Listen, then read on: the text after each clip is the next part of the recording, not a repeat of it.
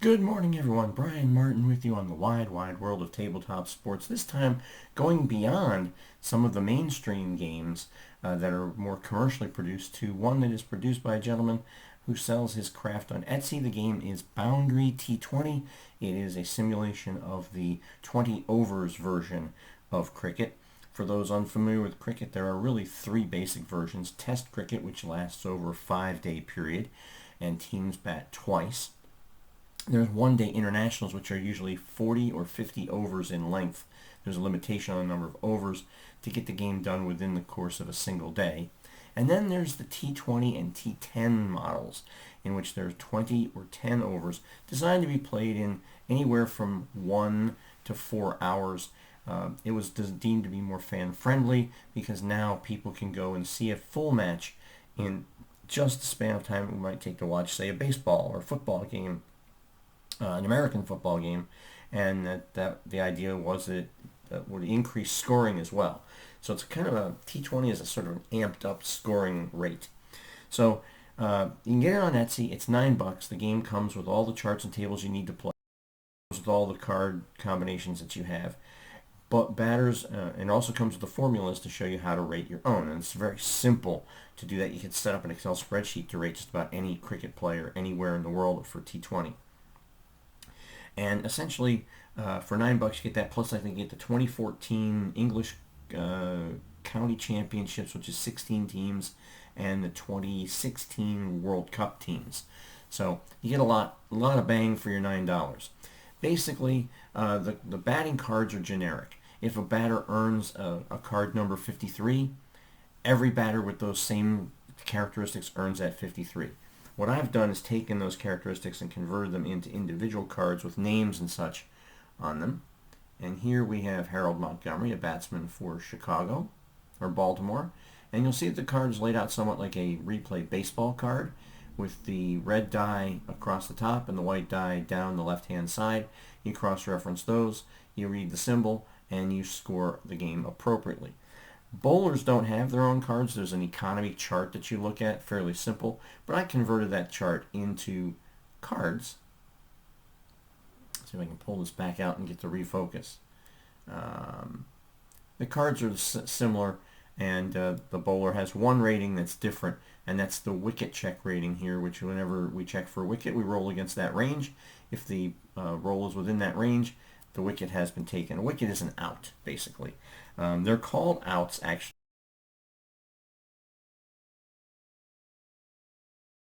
in terms of the fandom and the statistics. Over here, to my right, I have the stump program loaded. Scoring software has players in it, keeps all your stats. You can create tournaments, leagues, clubs, as many teams as you want. Put the match-up teams from wherever, and it'll keep cumulative stats across all matches of all time, similar to the way they do it in cricket. It will keep the stats by competition, it'll keep them by career, and so on and so forth. So we've set up a 5-over match. I have a dice roller that's on my laptop screen that is up there. And that dice roller will save a lot of rolling, because you'll roll at least 240 dice rolls during the course of a match. And what we do is there's weather and pitch conditions. So I'm going to fire up the thing here and just randomize, and now we'll roll.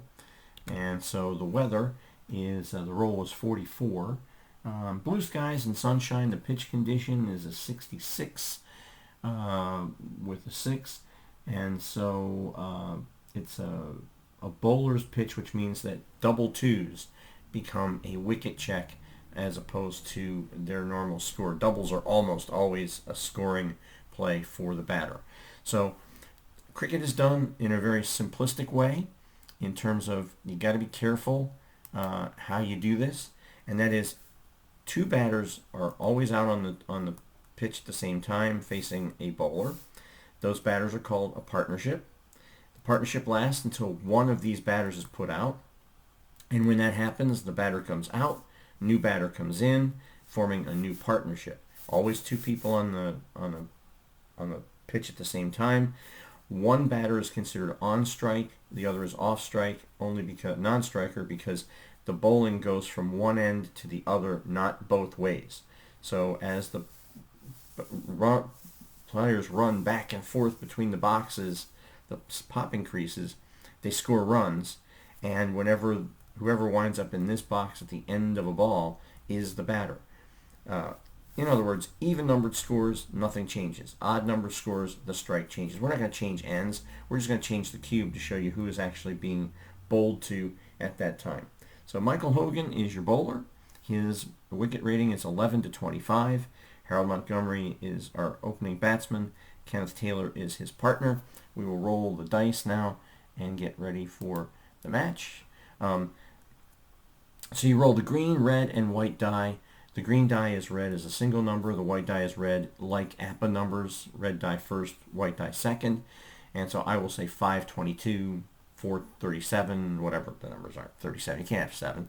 On a roll of 1 or 2, the bowler's card is referred to. On a roll of 3, 4, 5, or 6, the batsman's card is referred to. So with that introduction in play, we will start off with our first roll of the match, and we get a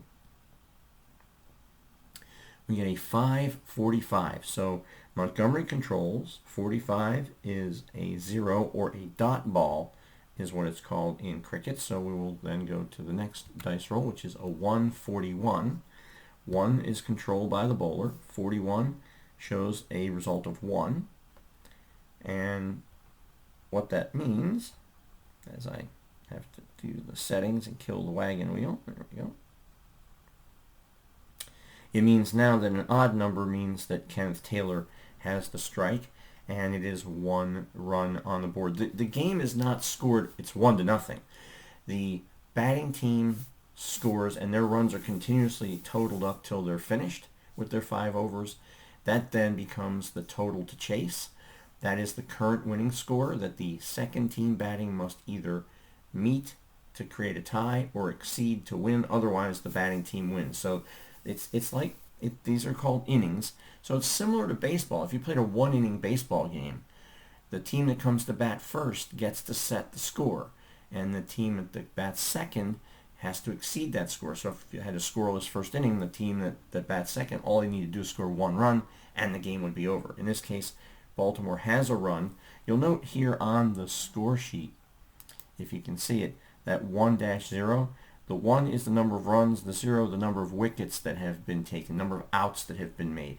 And in cricket parlance, you'll hear that score is not 1-0 or 1-0. It's 1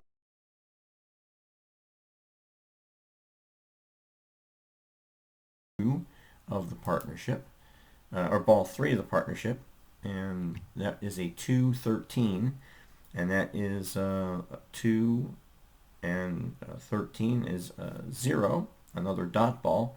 So we go to the 4th ball of the over. It's a 2-25, and there's another dot ball. And the final ball or the 5th ball of the first over is a 2-61. That's a 2.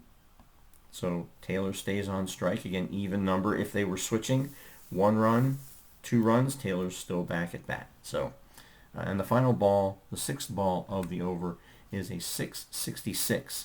And that means Taylor controls, and he has a 6 there. So what he's done, a 6 is what's called a boundary 6. It's a fly ball that goes beyond the boundary rope that encircles the oval. It's usually anywhere from 65 to 70 meters away from the bowling crease, the wicket. And cricket is a 360-degree game. You can hit the ball in any direction on the field, on the oval, anywhere you want. So now we hit the end of the over. The program tells me that to select a new bowler because that Hogan's done his thing. We're at the end of the first of 5 overs here.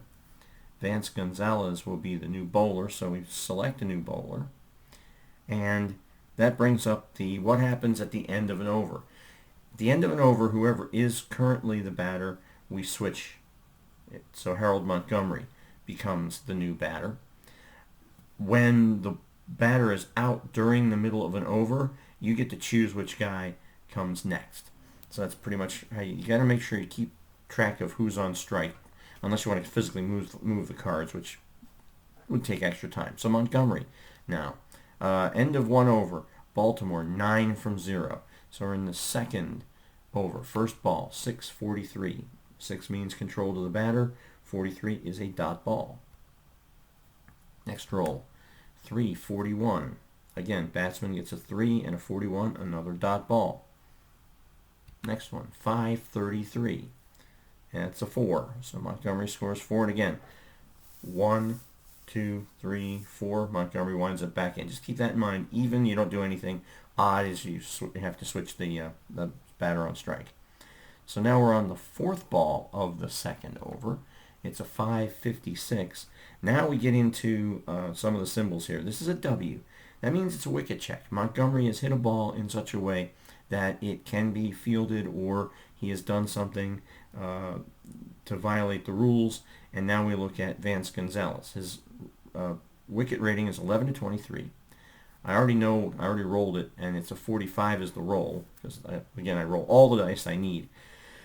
And 45 is beyond 23, so whenever there isn't a wicket taken, it's a dot ball. And so we're now on the fifth ball of the second over, 1:14. Gonzalez gets a 1, and the strike will change. For the final ball of the over, in the normal game, there is in this we're not doing the power play, but in the normal T20 rules, the first 6 overs are called the power play, and there are P symbols on the batter's cards. The P symbol is worth 4 runs during the power play, and it is worth 2 runs otherwise. There's also some H results, H6, H4, and HW. When you are hitting out, which is an aggressive offensive strategy designed to generate runs, when those H results are gotten on the card, it means if you're hitting out, then the result you see after it, H6, is a 6. When it's not hitting out, they're dot balls. So the wicket chance of going out goes up, but the scoring goes up when you're hitting out. We're not going to hit out here because we're only playing 5 overs, and I just want it to be a demonstration of the game. And, well, we will. We'll hit out in the 5th over. We'll do that. So the final ball now of the second over is a 4, so it goes to Taylor. 62 is a W. The roll for the wicket is 52, which is over the limit, and so another dot ball, and we'll select another bowler. It'll be Michael Smith. And then Montgomery, because Taylor was batting at the end of the over, Montgomery starts the new over. As we go to the third over, 5:33. In this case, it's a 4. By the way, at the end of the last over, it was 14 from 0 for Baltimore. So now it's 18 from 0 as we hit to the second ball of the third over. 4:66, another 6. So Montgomery, they've already scored 10 runs this over, 24 from 0. 2:62, and that's over here to Michael Smith's card. The bowler is a 3. That's an odd number, so the strike changes. We go to the fourth ball of the third over. It's a 5:16. 5 again to the batsman. 16 is a 4. And then the fifth ball is a 3 and then a 56. There's a W there. The wicket roll is 25. Michael Smith's wicket number is 11-56, so he makes lots of wickets. This is an out. So Taylor is out. And I know already, because again, I have these pre-programmed, he was bowled, which means the ball came down to the batsman. He took a swing at it. He missed it or tipped it onto the stumps behind him, knocking the bails. There's 2 little wooden bits on top. Knocked the bails off. He is out. He is bowled out. And now we have to replace a batsman. So Taylor is out of the game. We go to the next man up, which is Michael Randall. Find him here. Yeah.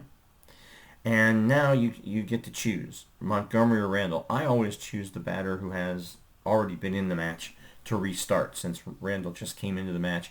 There's nothing in the game that tells you that, although I am going to be working on some house rules that will add a couple wicket opportunities while a batter gets his eye in, sees a few delivery. So Michael Smith still bowling final ball of his over. He's taken a wicket. It's 3 and then 43 is a 0, a dot ball. And so the third over ends. Michael Smith comes out of the game. We'll have Mark Graham entering.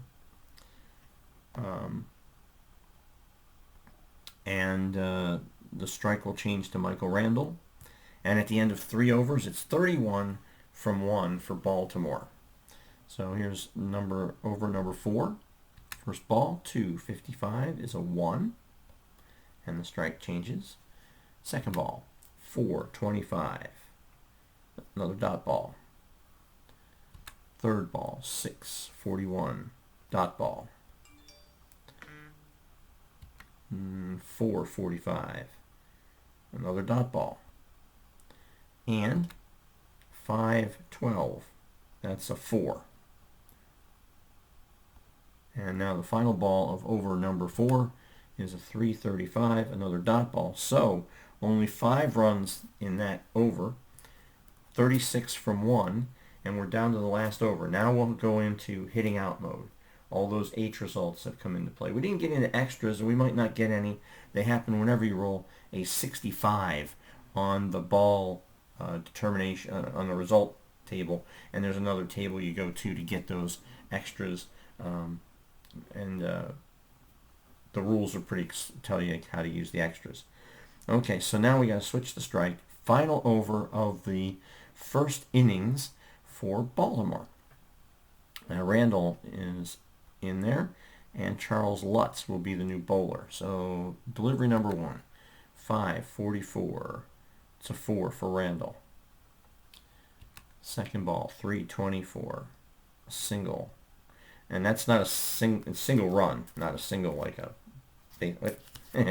I'm doing it to myself. Switch that over. All right, now Harold Montgomery is on strike for the third ball. 123, that's 2. And then 122 is another 2. Ball number 5, 212 is a 1. And the strike changes for the final ball of the 5th over. It's a 316. It's a P for power play. We're not in the power play. We're hitting out, but we're not in the power play. So it's 2 runs, and that ends the innings. Baltimore ends its innings 48 for 1. So we'll end the innings. We'll take a brief break to switch over to the lineups for the second half of this, and we'll be back shortly. You're watching the Wide. All right, we're back. I guess the thing went another few seconds after I did it. They saw me doing some of my setup. Sorry about that, folks. That could save you that. So we're in the second inning. Chicago now batting. They are what now they're called They're chasing 48. So Baltimore scored 48. Chicago now needs to score 49 runs off of the 30 balls they'll face. David Hendricks, the bowler for Chicago.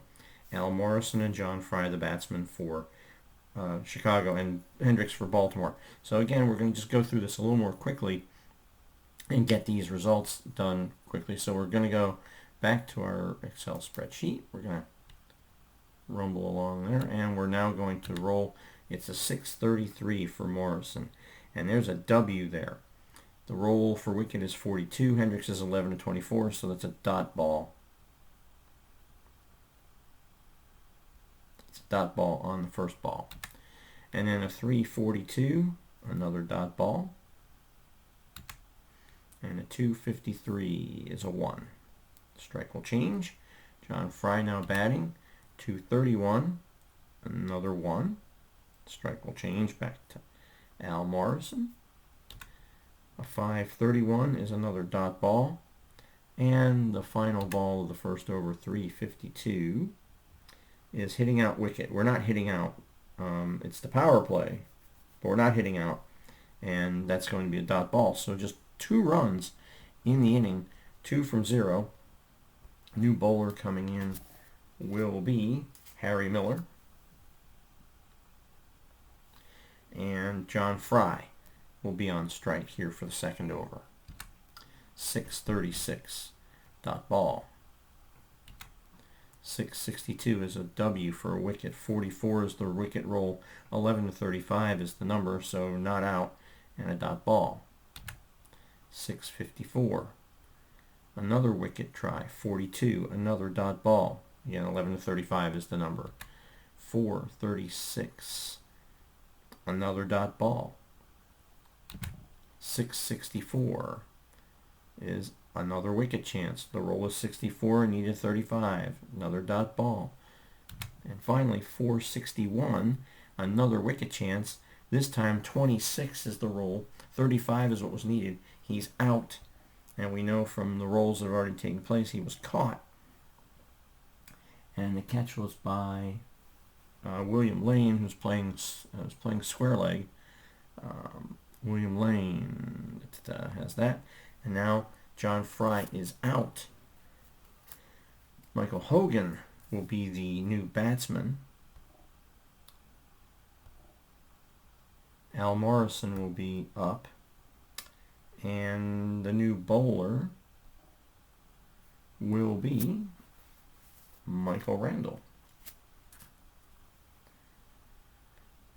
And so at the end of 2 overs, it's 2 from 1. So they still need 47 runs off the next 18 deliveries. I think Chicago is in trouble. Third over, 4:25. Another dot ball. That was a maiden over, by the way. The last over, which they scored no runs, is called a maiden. So that maiden goes to Harry Miller. Next ball, 1:42 is a 2. And then a 4:22 is a 4. Now they're starting to score. 1:51 is another 2. 4:66, that's a 6. There we go. And 2:43 is another 2. So that time they got 16 runs, and at the end of 3 overs it's 18 from 1. Hogan will be